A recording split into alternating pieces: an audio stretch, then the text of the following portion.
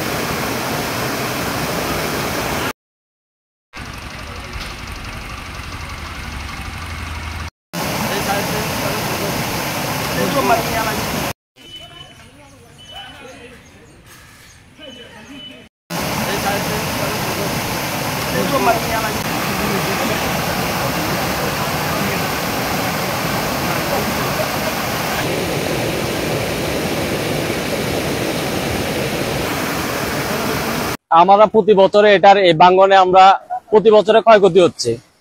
এখানে পানি উন্মুটে যারা আছে তারা হলো তাঁত কমিটির মতন পানি আসলে আসে, আসার পর চলে যায়।